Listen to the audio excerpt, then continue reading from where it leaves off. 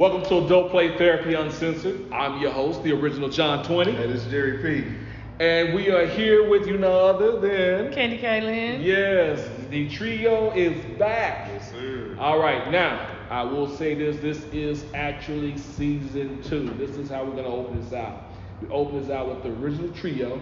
And of course, I'm bringing another family member of mine in. This right here is my lovely little sister, Glennis Carrington. You'd like to say hello? Hello, everyone. How y'all doing? All right.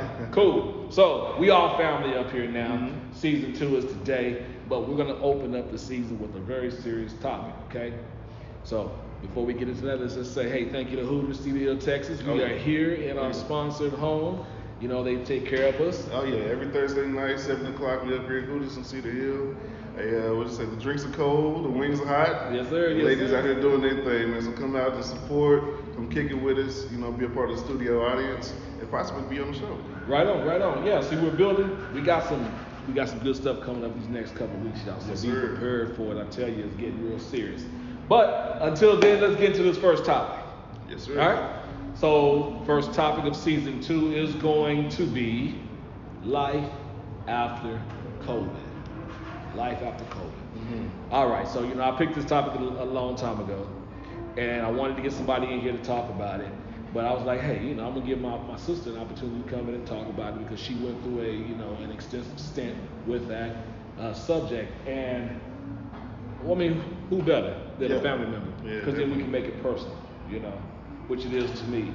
So just get into it, Let's just get into it. If there's any questions we want to ask her or what have you, we're gonna try to see if we can ask those questions, and we're gonna see how she feels and what message she wants to give to you guys pertaining to her life after COVID.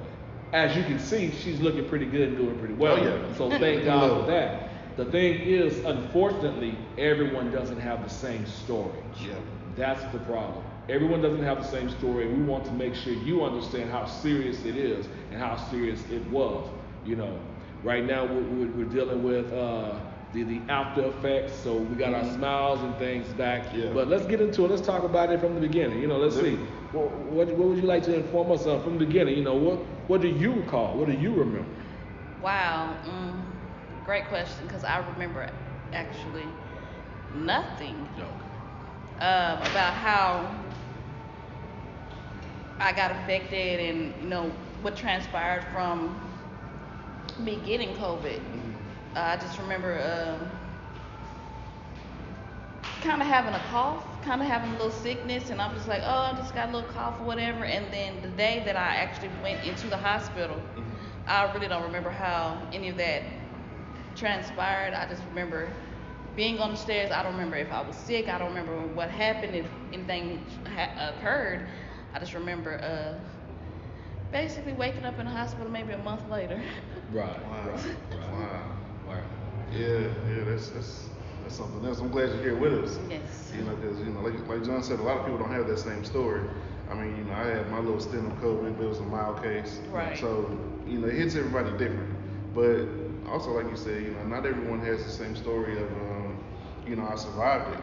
And there are many people it was a traumatic era in their lives because things are forever changed. Yeah. Because of the people who didn't survive it. So I'm glad you're here. So I'm glad we can lay eyes on you in a living sense. And yeah, I mean, COVID is one of those things that was unexpected. Yeah. It was. I'm not even sure if I would say it wasn't taken as seriously, because if there's been no case of anything like this before, you really don't even know how to face it. So just take your precautions and try to live a healthy lifestyle and just do the right things. And that also makes me think about the COVID vaccination. What do you think about that? Oh, well, I've been vaccinated. I think we're up to six or something like that. Too many of them. Only had 1 and 2. No booster or nothing like that? I haven't had any boosters or anything. I feel like you just said, even with COVID, a lot of people went through different changes with it. Some people it was mild. Some people they had it, really didn't even know they had it. Like I said, I don't know how anybody else felt when I received it. It felt like a regular cough, cold symptoms, and then I was in the hospital. So when it came to the vaccination, I really didn't. I felt like, okay, maybe I need to get it. Like I was still in that mode of scared of what could happen, what could come about, because we still don't know. Right. So I was like, okay, we talked to the doctor, and the doctor was like, yeah, let her get her first one.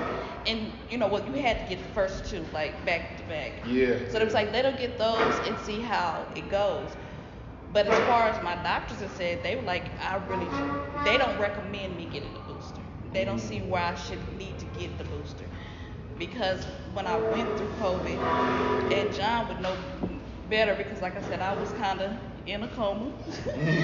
But they were doing different things, taking people who had COVID, been treated, gotten better, and giving me blood transfusions and stuff like that, or something like that. Well, what they did was they gave you the blood transfusions of those who had already had antibodies. And, Okay. Oh, wow. heal the antibodies, So, trying to counter it because she had a bad case of it. So that lasted in my system for a long period. So he was like, let's try the first two, and then and see how my body reacts to those. So I was never encouraged, and even today, my doctors haven't encouraged me to go get the booster. Yeah. So I've only had the first two. Same here. Same. I didn't get the booster. I got the first two. Just being ignorant about it because I didn't know much about it. Read up on it and figure, hey, you always have like the tale of both sides. You have the anti-vaxxers and the vaxxers. It's like, well, you might as well do it. It's not gonna hurt anything. It's only help. But then you hear other cases of, this person took it and they didn't make it, and so I didn't go past the first two. I had, the Pfizer, the CVS, the local CVS, and didn't have any bad reactions or anything. But I don't know, just something about it, just something about my continued ignorance. It was like, and not only mine, but it was like the what was propagated. It wasn't making sense, and I still haven't got my booster or any more shots, and I don't think I will. I have to be honest. I'm sorry. I have to be honest. When they first started talking about the vaccine, this was I think everything hit like March of 2020.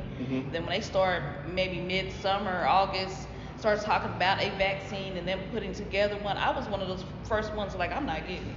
Yeah. I'm not gonna be one of those test dummies. I didn't want it. Honestly, that's how I was feeling.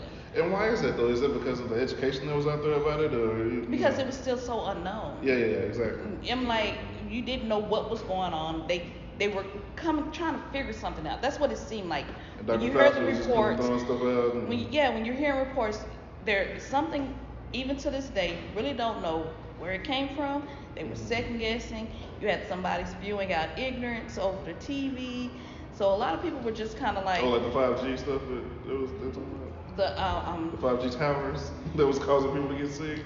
Any and everything was being spewed over, the news and So you didn't really know where it came from. We still really, I don't know if they said, hey, we pinpoint this. We don't know what's the cause. We don't know how it affects everyone because it affects everyone differently. Yeah. So when it was coming to this vaccine, I'm like, how, in my mind, we can call it ignorance, we can call it whatever. It's like, how can, if it's affecting people differently, how we know this one vaccine is gonna be able to cure everybody and help everyone who's being affected differently. So I wasn't one of those people like, sign me up. I wasn't. Yeah.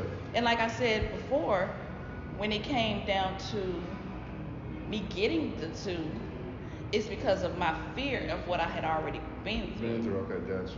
So, that makes sense. And I think for me, like, just to jump in, right, as an educator, just say, we all have to do our best to educate ourselves, right?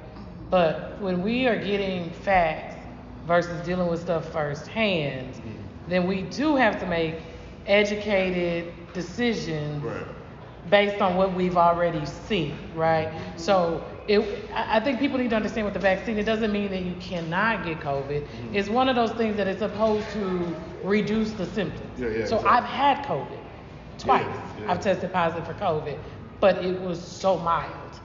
It was literally like a cold. Like, you know what I'm saying? I didn't know, but I've been in the state of paranoia when we talk about COVID is because we're always like, should I be in these spaces? Am I gonna get COVID? Like, right? So you go from living these normal lives pre-COVID. I just come back from the national championship, right? I just been in Louisiana on a flight full of people, and then that was in February. You start hearing all of this stuff in March. Yeah. And then school didn't go back for kids after spring break. So when you start looking at this and you're putting these facts together, and so like you didn't get sick until what? October. So there's these pieces where we thought things were back together. We mask up. Then this happens in your family, and like both sides of my family was experiencing COVID differently. Like where people were getting COVID and you're just like trying to educate yourself. You're trying to go, what is best? How do we get together as a family? What do we need to do to protect those with the lowest immune systems that are most at risk? So you say, if this is going to keep us from being in the hospital, right?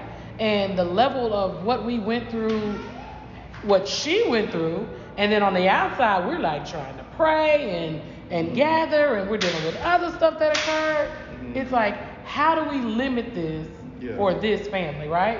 Because, you know, we don't know. We don't know what any of this means. But then I knew I got to go back to work. Did you feel pressure? Did you get the vaccine? Yes. So did you feel pressure to do that? I felt like I was being intelligent because I felt like I'd already watched what my cousin had gone through. Yeah. We wanted to be around her. So we needed to be bringing her the least amount of exposure possible. Right? So if our bodies can fight this, we don't want to be around her making her sick again, causing her body to break down, right? Because it was like, how do we get to her? So you needed to be, in my opinion, and then we got older family members. You don't want them exposed. You don't want to show up and we're passing this around. And I asked that because there was certain places of employment where you couldn't go unless you were vaccinated, or you know, even the bubble, the NBA bubble, like it changed the whole scope of sports and entertainment and you know education. It changed the world. Even in the, you know, in our sense in the working in government, it's like, yo, y'all can come, but make sure you masked up. If you got the vaccine, we'll give you another 80 hours of vacation time. But it was a lot of incentivizing to get the vaccination, and I'm like, you know, why are you pushing this so hard? Well, because so my boyfriend's job requires him to be in tight spaces, okay? And so his organization required them to get the vaccine. But in these tight spaces, you have to understand, like they're sitting like this for 10 and 12 hours sometimes. Right. So if we don't have masks on, we don't know if somebody has the virus, and we need to be doing something for 3 days with this one team, we done took a whole team out.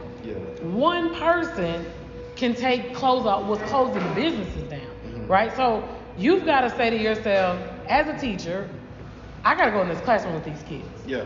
These kids don't have to be. So these kids, and then after a while, we changed the mandates. They don't even have to report it. So I had to say to myself, do I want to be in this situation? I had people online where teachers were catching COVID and dying. So do you do what you think is best, right? Because they're saying this can keep you from being as sick, or do you just go out here and say, man, whatever, it ain't gonna be me. That ain't life. And I think that's what we had to realize. I'm like, this whole COVID situation has changed the way we do everything. Life will never, like I hear people going pre-COVID, I'm like, pre-COVID does not exist, y'all. Those days are over. We're never going back to them. Like, we're always gonna be looking at people turning around when they coughing. Like, let's just be honest. When you hear people coughing, what do you do now? I'm masked up. Well, I'm gonna tell you like I'm this. already always masked up. Well, I'm gonna tell you like this, and I'm gonna be serious with you because I understand that this conversation is going. I'm gonna take it to a different scope. Me personally, I think I was the first one to get COVID in the family, myself and my daughter. I actually had COVID in 2019, before 2020 hit, and I was actually it was actually after I left our grandmother's party. We were doing a party on the 23rd, and Nadia was there, and she was really sick, and I was trying to figure out what it was. And so we isolated her, and so she was laying on Johnny's bed, and everybody was over in the party area, and I left early because I wanted to get her home and find out what was wrong with her. And at that time, she was having problems breathing. You know, she was really lethargic, and she was really tired and sleepy. So I got her home, and I sent the other kids away to their moms so that I could see what was going on with her. I didn't send her because she had a little sister with her mother, and I was like, that wouldn't be safe. So I sat there with her, and in return, I got sick. And I remember the weight that I felt on my body, the pressure I felt on my body during that time, you know. couldn't breathe, constantly sweating, couldn't sleep because I can't breathe, she can't breathe. I don't know what we got. Is this a flu? You know? Yeah. Right. I'm putting medicine in us. I'm drinking juice. I'm drinking tea. I'm so tired of tea, man. And basically our life for 2 weeks, because we didn't get out the house, we didn't even have Christmas. For 2 weeks, our life was pretty much me waking her up early, making sure she was okay, keeping doors open so I could listen to her sleep, me barely sleeping, going in, picking her up, carrying her down the stairs, laying on the couch, making her pallet, us cooking something, some dinner, some soup or something, feeding her, I'm feeding myself, laying on the couch. Then when nighttime started to come, I pick her back up and carry her back up the stairs and put her back in bed, and I try to lay down for a few minutes, still listening for her because of the condition. I'm like, man, if I'm feeling like I can't breathe, she might stop breathing on me. You dig what I'm saying? So I remember that being our issue until, Dad, I feel better. You know, I'm like, man, I feel like crap because I got to be Superman carrying her up and down the stairs. And in reality, I'm barely carrying my own weight, but daddy mode kicked in. So it was more like I didn't care about what was really going on in me. I was so focused on her, and I'm like, maybe that's what got me through. But when the first of the year rolled around and she went back to school after Christmas, and then spring break came after a month of them being in school, spring break came, February, March area. Then it's like, oh man, there's this new disease, you know what I'm saying, COVID, and people getting sick and they're dying and stuff. And I'm like, baby girl, I think that's what we had. You know, and it's like, respiratory and all this. And I remember, I was so heavy and hard. But I think, I lost a lot of faith in our government. At that time, Trump was president. I ain't never really been a Trump fan. Never will be a Trump fan. I lost faith in Trump at that time because of the simple fact of the matter that you didn't take this thing serious. Now, you're absolutely correct. How do we know how serious anything is? But I tell people all the time, when it comes to your administration, they find out things about this, and then, you got all your medical personnel that's sitting there looking at these items, and then you're saying, they put this together in China, so it outbroke in China, then came this way. I'm saying to myself, you guys need to do a little bit better. You creating too much shit. Excuse me, but that's how I feel like. And what you're doing now is in trying to control population. You know what I'm saying? Exactly. You're doing in a matter in which we're going to be affected. You know what I'm saying? And they don't care what goes on at the top. Okay? And when I'm looking at this thing, I'm saying to myself, well, you want to talk about the black president. Well, the black president, he had an issue with Ebola or whatever. Yeah. And he isolated and shut it down like that. He took it serious. But then you got this white guy who's like, put bleach in your arm. Yeah, go drink some bleach. Yeah. You know what I'm saying? You got this white guy saying, it's the Kung flu. You see what I'm saying? And I'm like, you're making a mockery out of something that totally affects the American people. Yeah. You are not, me, in my opinion, whatever the Trump supporters say, y'all don't hate me about it, I don't care. You're not equipped to be the president of nothing if you can't take little things like that serious. Because number one, when you lose people, that is a serious situation. And the fact that people are still saying I would vote for this fool, it just amazed me. Yeah. You know what I'm saying? Because you're not even counting your losses. Now I looked at the possibility thereof of losing my little sister, and that right there completely just shifted my life. It wasn't even the fact that I was sick or my daughter was sick, because at the time it seemed like I had a grip on things. Like I trusted God and believed in God, even through her situation I do. But it was seen differently then, because now you have allowed this thing to grow. See, when we got it, it wasn't as strong, I felt. But when it started to spread into the American community, now it's stronger and it's aggressive. And if you paid attention to the polls on television, they were showing you every day the body count go up, hundreds of thousands of people, and the number just kept rolling. I'm talking about deaths. I'm not even talking about sick. I'm talking about deaths. You know what I'm saying? And the numbers kept going up. Every day we're looking at another 300 people that have died. Like, what are you saying? Yeah. You know what I'm saying? And now what are you trying to tell me? Go drink some bleach? Like, you are completely an idiot in my eyes. It was a joke. Yeah. Everything was a joke. Everything was. And listen, I'm always a firm believer in, like, those type of people in government, they know before any of us know. Yeah. So when it comes to certain things like this, they're aware of it. So it's just all about trying to attack it and, kill it where it stands, you know what I'm saying, before it spreads throughout the, United States of America. But like you said, I do feel like they dropped the ball in that aspect. They did. But just to add to that, and now you want to sit here and tell me take a shot, take a booster. number one, you didn't take COVID serious. Yeah. So now you're telling me you got a shot that, it might affect you 50% this way, 50% you might be paralyzed. But it's temporary. Yeah. This right here is going to help you with the disease. We don't know though because we haven't tested it on everybody. We just know that it's a baseline. It should help. To me, it sounds more like I might have well shot some bleach in my veins just to see would I die or will I kill the virus. But we knew the bleach wasn't gonna. We knew. But I'm just saying, it's a lot of things I never knew. I never knew the back of the Lysol can said kills COVID, coronavirus. Yeah. I didn't know that. Yeah. See, and at that time, I'm just saying, at that time, no, I ain't taking no shot, ain't taking no boost, ain't taking none of that shit. I said, at the end of the day, when you sit there and you watch the videos that I was watching when I had a young man that was in the hospital saying, yo, you know what I'm saying, I got this and I'm sick and I can't move around and I'm dying. He said, but a nurse came in and she was saying, from what we're hearing is you got to keep moving. You know what I'm saying? Active movement is what continues to have your blood cells fight off this disease. And he said, she made me get up and walk when I didn't want to walk. We walked through the hospital and I laid back down. And when I started feeling slumped again, she came and got me up and I walked again. And now I made it. I survived. My body is starting to heal itself. If you really paid attention to that time, you can go to the store and find a jump rope. All of the workout equipment was gone. So I'm saying to myself, okay, so then I guess it is about your immune system and how active you are and to help burn this out. In reality, our bodies are a machine. You know what I'm saying? There's not too much that can affect us that we can't fight off, that the Lord hadn't already provided for us to fight off. The thing is, we have to be active. You know, of course, we're not in those days. We don't do no walking. You know, we like to eat, drive, and sit down and do nothing. So it's like our bodies have gotten accustomed to not being as strong as it may have been thousands of years ago. Right. But for those who were able to fight it off, and I think I was one of those who I worked out every day. You know, I felt good about that. Even when my sister returned, I was over there, we can sit up, we can squat. I know she probably got tired, but we were walking. Let's hit the block. It's like I wasn't gonna take no L. I already had too many already, you know. But with this situation in COVID, and like I'm saying, I didn't take a shot.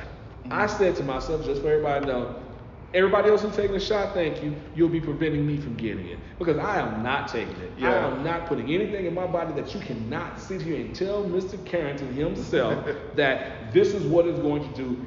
Definitely. If you're sitting here saying that you don't know for sure, but it's a possibility, I don't do possibilities well. I'll take my chances with that. And I'm with you, man. Like when I first called it was in 2019, before it was even mentioned.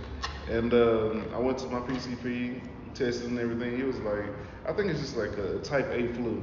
Right. So I was like, all right, shit. Went home, got a prescription, went home. I don't like taking medicines and vaccines and all that kind of stuff. So, you know, I was on the couch for like 3 days, bro. Like, cause I think Tyra was pregnant at the time. Wow. So I was like, fuck, I gotta stay away from him. Cause the way I'm feeling, I was like coughing up blood, all that kind of stuff, like heavy breathing, like just fatigued. I wasn't eating anything.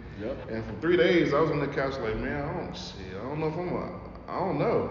And see, the thing was, it's funny that we all say that because you say it was before y'all. I'd gone to Austin. And I think it's the one time he missed work. I was sick as a dog. I walked in the house with him. I was sick. I came back. I blame our way of life and our employment on some of the decisions we make. Because I remember coming back, because this was prior to that, right? So I didn't think anything of it because it was like, okay, I'm sick, but I'm not like that sick. But I was like sweating because like there's some different terms. Yeah, we was both like he was sick and then I came in the house and like 10 minutes later I was like, am I being a hypochondriac? Like I am high. And I called my mom and my sister and I'm like, I don't know. And so we didn't know that COVID so going back to there, as you say, we didn't know COVID was going on, right? But I remember coming back to work and that day I drove back and I was so tired. And I was like, there were like 3 or 4 other people on my team at work that was hacking and like everybody was sick. But the supervisor kept talking about them dang days. You ain't got no days, you're gonna get doxxed. If that didn't change my perspective and I left that company that March, that will forever stay with me because then that's when I realized it's business. We gotta go. We don't go to the doctor like we should all the time because we don't want to miss days. We don't want to use up our vacation time. When people are telling you they're sick, because I had multiple people going, hey, I don't have any sick days. Well, your pay gonna get docked. That's crazy. You can't use sick time versus vacation. Well, I got because I told her I was like, I got vacation time. Well, you ain't got no more sick leave, so we're not gonna pay you. When you start messing with people's money, That's crazy. People's sick time, people start looking at, okay, so do I go to the doctor or do I try to thug it out? Exactly. Right? And I think after COVID, and like, remember, you gotta survive too. Like, right, and you had, right, but you had to stretch your days because you don't got no days. So now I'm gonna go to the doctor. I'm gonna get a bill from the doctor, even though I got health insurance. Yeah, So I'm gonna owe the doctor's office. Plus my check is gonna be short if you're not salary, right? Yeah. So remember during COVID, everybody got some extra days. What'd you say? They were incentivizing those extra days. They had to give people days. If you only get 10 days of vacation a year, and COVID they were saying stay at home 10 days. Some of this you set up for people to basically die. Yeah. When we look at it from that perspective. So like our days and stuff matter, but people need to be able to leave work and go to the doctor. And it shouldn't matter. But the doctors don't even trust the doctors. Like I was saying, it comes to the point where you're gonna sit here and misdiagnose me anyway. Well, that's I just true. feel like we need to start being a little bit more serious when it comes to how we take care of others. You know, being in the medical field as well. I appreciate all of that because when I'm with someone, if I'm teaching something, if I'm showing somebody, if I wipe an ass or whatever, I'm letting them know, you know, this is what I see, this is what you need to do to take care of yourself further. Let's start being honest with each other. Everything shouldn't be a But it's paycheck. about money. Everything is about, but it is. Because right when you go into the doctor's office, they see you about 10 minutes. So as you said, everybody was getting they were being misdiagnosed with bronchitis. Like, I remember like 3 of my homegirls, they were like, it was Type A bronchitis. flu. Right, because they were like, well, we went to the doctor, it was like, we just got bronchitis. And so everybody's still coming back to work, right? So COVID made people say, hey, let's shut it down. Yeah. Because some of this we wouldn't have if people just stayed at home. Some of us would have never been exposed to, because think about it, we've all gone to work or to school at some point in time and we had a little cook. We should be at home. When you're coughing, when your nose is running, you really should be in your house away from people. And most people, what did you say? You were down for 3 days, you were down for 10 days. Who has 10 days worth of time to use up in December of a year? I was on vacation. That's the best part about it. You We were. actually on So vacation, do the right? math We for made that it. anywhere else Yeah. where you've got to take 10 days in December of the year. No one has 10 days left in December except for those people who never take days. Yeah, I'm one of them people. Like, I'm glad me and my wife some of them people because that's why I'm actually on vacation this week because I'm at my max. Like, So, you know, so that's to I'm pay like, you out to take your tax money. Take your days. Because I'm like, because I wasn't accruing anything, so I was like, well, I'll take a week off. Yeah, you got You know what I'm saying? So that kind of stuff, I find, and that's even more so why I don't just take out frivolous days over the bullshit because it's like, man, you never know. Get sick, what Yeah, happened? You never know. but we should, but who was living like that previously, right? So if you think about it for most people, because I feel like we need those days. And guess what? We don't have COVID days anymore. Well, Most jobs don't issue time for COVID. So if you get Well, sick, then you get longer vacation No, you don't. days and some. No. Well, I'm saying some jobs. I have some friends that's like, well, they got mandatory. Like, if you're really sick, you get extra days for your sick time. We'll pay for it. private companies Well, don't. No, but the city is like that. Yeah, Because that's what I'm even saying. with the city, they have a thing where you can donate days to people. You know what I'm saying? I've been hearing all this news. Yeah, There's a lot of But stuff I'm telling you, like private that. companies, because I work for one. Yeah. Education. Well, they need to- Yeah, Education. I thought education was that No, way. sir. Those days that you can donate days But no, in the I'm pool, talking like, if you're sick, you know what I'm saying? there are no extended They have days some- anymore. Well, COVID they is can work over, on that. I think and that's how good. people are looking at it, right? So we know COVID is not over. I was gonna say, Yeah. do you People feel are like COVID is still over? no. It's not. People are still getting COVID. They It is just not said over. recently there was a new trait. A new Variant. variant of it. I don't feel Yeah. like COVID's over, but I do feel like, you know, now that I guess most of America done had COVID, we have this built-in antibody that they're like, okay, well, if you, You get can it now, fight it. you're Your immune less to system die is- now. yeah.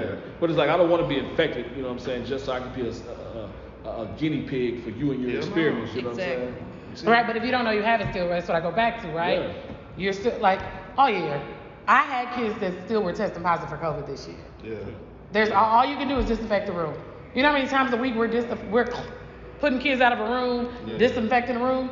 We can't even call your parents to come get you Yeah. because there are no laws in place that say they got to go home. But it also Or they means gotta people stay need to home. clean up a lot better too. Offices, buildings need to be, you know what I'm saying, disinfected and clean better. Yeah. Schools need to be clean. Yeah, but your kids need disinfected to stay at better. home when they're sick. Yeah, but I'm just But- saying at the end of the day, they got to have more clean environments. Because if you go to a gas station, Hell, how many people you think work at Touch- gas station and got touch sick the in the gas pump. station? Right, touch the Yeah. pump or something, or even the inside. You can't even go take a pee in a, you know what I'm saying, in a racetrack or something like that. You can't You do it shouldn't at a use those anyway. schoolhouse or something. But I'm saying, Hey, we I'm do saying, QC I'm not gonna hold it 8 hours Are a the- are the day. You dig what I'm best. saying? QC and Buc-ee's are the Yeah. best that for So, me. so now that we know, we've heard that there's a new variant coming around. What would you do?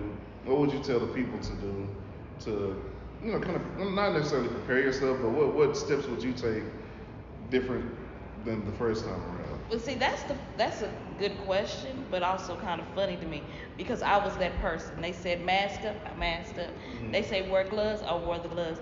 They said if somebody's coughing, keep your distance. I was that person. I did everything that they told us to do. So it's kind of hard to say, what kind of advice would you give somebody because everything they told us to do, I did. Mm-hmm. And I got it bad, but mine came from my father, and it came in the house. Okay. My father had it because he went to rehab, and his therapist got COVID. And instead of them following protocol and isolating him and making sure he was tested, and the patients in the facility. Because the therapist had it, but making sure they was like, okay, we tested him that one day, he's good, come home, when they should have isolated him for at least 14 days, I think that's what they were doing. 7 to 14 Yeah, days. that's And keep testing him to see if he got it. Mm-hmm. But they didn't. So basically when he came into the home, he ended up getting it, or he had it when they released him, because and it came within the home, because everybody in the house had it, but he and I were the only ones I think that had it the worst. Mm-hmm. Or I guess I had it the worst. Yeah, it's the worst. So for preventative measures, I mean, they really. There's nothing. I mean, I can't tell you what, You know because what like I'm I saying? said, it's so. Go to the still- doctor. It's such Yeah, an Even if you go to unknown. the doctor can't do nothing. Well, Right, the only COVID thing is you- such an unknown. Well, I feel like that shit, we should, like, people that live a really healthy lifestyle, that work out regularly, that eat the right stuff, that, live a really healthy lifestyle, I think that's the cure right there. You know what I'm saying? Just because. But how hard is that though? Like, I would I love feel like that's to. hard. I think it's a matter of discipline. I agree. Because you got a choice what you gonna do. You got a choice if you're gonna go to Chick-fil-A tonight or you're gonna go make a salad. That's a choice. You know what I'm But at saying? lunchtime, where we going? So if you don't pack your lunch, Yeah. where are you going to get lunch? That's like a healthy, affordable choice all the time. You understand what I'm saying? So I feel like our lifestyles, working, and like I said, I'm in a different environment now, but I know like when you're working 8 hours on a desk job and you're on the phone and you get 2 15-minute breaks and a 30-minute break, Yeah. you ain't got a lot of time to it's- eat it's- fruit it's a and lot drink of- a lot of water because you can't, you know what I'm saying? So Yeah. I feel like But our society has helped put us in some of these situations because, as you said, you've got to be very disciplined. You do. You've got to cut some stuff out. You've got to be able to afford it. that's true. Because Yeah, salads, But I feel like we It can. is expensive. it's expensive It to be definitely healthy. is, but I feel like we can afford it when our life is, if that's the cost. Because we spend money on a lot of other bullshit that we can kind of, hey, I need to meal prep this week. I need salmon, I need salad, I need, and I need to hit the gym. I totally agree with that. I feel like when it's important to you, of course you will budget for it. Because it's just like smokers, you know what I'm saying? They smoke Pack weed, cigarettes. they smoke a cigarette, Yeah. whatever. Drinkers. Yeah. Hey, a lot of them is out of their budget, but they will get that 6-pack. You know what I'm Yeah. saying? And then if they can't get that vodka, that gin that they want, they're gonna downside and get the cheaper bottle, but it's a bigger bottle because they Yeah. need their fix. If we focus on the things that are necessary in our lives, we will make a way to I get think so. I wish I had y'all time and I- availability. I'm listening to I don't everybody. have the time. I'm I'm just listening to saying. everybody, and I understand, a healthy lifestyle is the way for anything, for any cure. Mm-hmm. But being the person that was in the hospital seeing all types of people, Yeah. it's to me, we can't say, okay, a healthy lifestyle is going to keep you from getting COVID, because that's not true. When I saw a lot of healthy people and nurses come and tell me, wow, this person ran a marathon and they did this and that, and they could barely walk. When I'm in rehab and because it was my will and my push and my faith that was pushing me, and then I'm seeing someone who also had a struggle but was running would consider the athlete and they couldn't walk. Yeah. They're like asking me, how are you doing this and this person can't? Because it's my will, my drive. So I can't say just a healthy lifestyle will keep you from getting COVID. I would never say that, because it you know, it's unknown. This is an unknown disease or whatever, virus. That's what it is. It's unknown. You don't know where it's coming from. We don't know who's getting it, who has it, and we don't know how it's gonna affect your body. Right. And I think that's the biggest thing is because people get a flu and it can affect them differently. Each person gets affected differently. You still have to take, and when I was in and out, have you had your flu shot? Do you want a flu shot? Like, I think I heard you say COVID is the new flu. Yeah. You know what I'm saying? It's the new flu. That's how everybody, like, because when it came about, it was unknown for a while, so they finally figured out how to suppress it, because I'm not going to say control or get rid of it, how to suppress it in that flu shot. But if you also hear when it comes to the flu, people that have been feeling well or healthy, lifestyle, living, or whatever, get a flu shot and be on their back. Yeah. It's how all this stuff affects your, you know what I'm saying? But it goes to how everything affects every person differently. That's true, man. And like, you know, I'm not a vaxxer at all. Like, I'm not. Like, even when the baby was born, in the hospital, it's like, hey, you want to take this shot? I ain't taking none of this shit. Yeah. None of that. Yeah. Well, that's me. Annual flu shot, I ain't taking none. I don't take none of that. Yeah, I don't. I feel like it's a 50-50 toss-up, right? So I think Nisi said it best, it's unknown. But when it comes to vaccinations, I'm not an anti-vaxxer on the fact that I'm an educator. And I'm in the school with a whole lot of stuff from a whole lot of places. So those measles and mumps and all those things that we took young, our bodies have been able to, those shots, we've taken them to go to school. You don't graduate from high school without taking those shots. And that's crazy. But they've kept the outbreaks, right? They have. Because if you think about it, there were a few years ago, there was a measles outbreak. So in order to control those things, we know that these vaccinations work at some point. Now, am I going to push propaganda on anybody else? No. I think everybody needs to make the best decisions for themselves in this regards. But I know as a teacher, I need people vaccinated around. Like those kids, if they weren't, we could be shut down all the time, because when you got kids coming from this part of the world, coming back from the weekend, you don't know. You're saying it's a lot. When the baby's involved, it's a lot. Say, man. Well, I'm gonna tell you like this. So I gotta be kids. Like you got kids too. My kids don't get no vaccination, man. I mean, my kids had some gloves on. My kids had masks. I ain't give my kids no shots. Nah. One thing about it, I like to tell people: teach your kids the way you are. You know what I'm saying? And what I mean by that is, you as an adult do better. Wash your damn hands. I watch adults go to the bathroom, take a piss, do whatever they do, and they won't even wash their own hands. I wash my hands. I scrub my hands with soap. My children scrub their hands. I've been blessed because I got it. My oldest got it. I don't know how she got it, but none of my other kids had gotten it. My youngest didn't get it. At our house, we keep it clean. I'm bleaching, scrubbing stuff down. We wash our hands. You know what I'm saying? Go take a bath. You know what I'm saying? Make sure you clean. As soon as you walk in the house, go wash your behind. Do your homework. Let's eat. Let's chill. So it's like we have a disciplined household. I'm not saying it's the perfect system, but what I'm saying is my system worked for me because I knew that they were going to be hanging around other people. I think I'm around other people more than they are. And if I have to make sure that I'm taken care of for their sake, then I have to teach them how to make sure that they're taken care of for my sake. Can I tell you something as parents? Too. Y'all realize, like, being in the school, they share stuff all the time. I know. And whether they weren't doing that at our school. We made sure that stuff was isolated. I even talked to the teachers pertaining to that. Well, they touch. But kids, whether you know it, kids touch everything. They do this. And they share cell phones.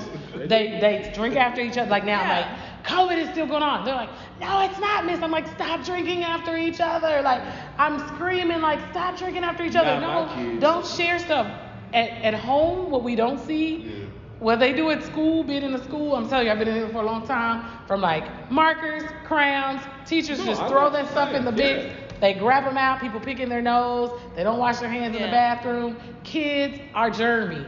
And whether you think that your kids are masked up at school, they're not. These kids, because kids are going to be kids. Nobody wants to be singled out. So I think that this is really unknown. and public school, your kids have to have shots. So unless you have waivers, that's in order to keep us from, like I said, having hepatitis and measles and mumps and chickenpox breakouts. Those things have proven to be effective. We've got to look at stuff from the lowest level, and then we've got to divvy it out, for what's best for us and our families. Yeah. But I would just tell all parents, just be mindful. Your kids are around. You would just be surprised. And kids are dirty. Oh, of course they are. Or it's like, I'm not at home with mom and mom is not telling me to wash my hands, so I'm not gonna wash my hands. I stand outside of the boys' bathroom because if the mom is like, wash your hands, they'd be like, why are you in the bathroom like that? I was like, because I didn't hear the water running. Yeah. Like you. But like John said though, like it's the unknown. Yeah, it's and just I'm not unknown. gonna, I took it upon myself to take it just so I, could possibly some form of protection. Because like I said, when I got it, it was before any of this shit. Yeah. So it was like, man, I don't know what the fuck this is. But when it comes to my kids though, they ain't getting no shit like that. When they turn 18, they can do whatever they want to, but nah. Because if they take this shit and something happen to my kids, exactly, that'll all be on me. Yeah. Because it was my choice to get it. Yeah, we chose to do that. I felt the same way. But let's do this though, because my sister had a large stint, like you said, 30 days in the hospital, and then after that, 2-3 months after that in rehabs. You know what I'm saying? But getting poked and probed and whatnot, and being checked, which I could imagine. But watching it, I could also tell that it was one of the most miserable times of her life. We won't get into specifics. For those of you that already know what you and your loved ones have dealt with, she dealt with under the ventilator for 4 weeks. The doctor even said, we don't even keep people under the ventilator this long. 3 weeks is the max. So they're like, what we're gonna do is we're gonna cut her throat, put a trach in, and we're gonna wake her up. And I immediately was like, no, we're not. Like, knowing my sister, being in her life this long, like I like to say, raising my sister, especially to be tough, I'm saying to myself, there's no way. She's already dealt with this. Yeah. I can't see me allowing her to have to deal with having a trach in her throat for the rest of her life. No, we're not going to do that. What we're going to do is we're going to continue to do what you're doing. Wake her up slowly. God got this. She's going to breathe on her own. She's ready to come. Just give her time, and that drive, that push, that motivation, God putting a good doctor in place to say, something, I hear exactly what you're saying. We're going to do this thing slowly, and he actually did it slowly, and we watched her respond in her time, But just with all of that being said, so we can close out and move on to our next life after COVID. How do you feel since going through all of that? Honestly, y'all gonna make me cry. I have a fear. I live in fear every day. That's the honest God truth. I live in fear that something's gonna happen to me. I still have issues with breathing, my throat. I don't know if y'all can hear it. Like, it goes up and sometimes I can't get too loud. I wake up with numbing leg pains, pains that I had when I first woke up, and I was like, I couldn't walk. So I live in fear. I mean, grateful, thankful, never will say I'm not, but I do live in a sense of fear that what could happen. Right. I've heard, thank you, a lot of people say, I've heard a lot of stories, whether it's like, oh, I had a friend whose family member went through the same thing you went through. And I know we're all different because that's what we all been saying. Same thing you went through. Was in the hospital as long as you was doing well, doing good. Then all of a sudden something happened. They got a blood clot and they had to amputate their legs. Or the legs went out and they couldn't walk no more. And so I live in a fear. I do. How do you reclaim your life? That's a good question. I'm trying to do that now. I'm trying to work on that now. I'm trying not to live in a constant fear. Mm-hmm. I think the best thing that I've had is a lot of good support. I'm the type of person who likes to crack jokes and make fun of stuff. Mm-hmm. I think they know the most. Even while I was going through, not able to walk, I was like, yeah, I feel like I can run up the street. Everybody was like, you can barely walk right now. How you gonna take off running, but it's like different things like that I would try to keep in my head and remember that, hey, I can walk. I've never been one of, like you said, I've heard y'all both, everybody say, I'm not a good medicine person. I never wanted to take medication. Never was in and out of hospitals. Like I always say, I was in the hospital one time was when I came out of my mama. So I try to do what was right. Try to stay, as healthy as possible, doing what I needed to do. So this has been like a big experience for me. So when you still don't know what could happen, I'm just glad that I have a good support system, family. They always checking on me. Some a little bit rougher than others, but it's a lot of love. That's good. A lot of love. That's all that matters. That's what keeps me out my head. That's what keeps me from worrying and being caught up, because I still have moments, and I know this would not try to. I still have moments where I'm trying to replay things. Yeah. Like, how'd this happen? When this happened?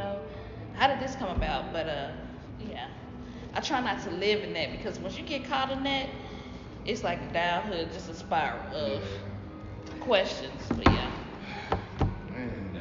Yeah.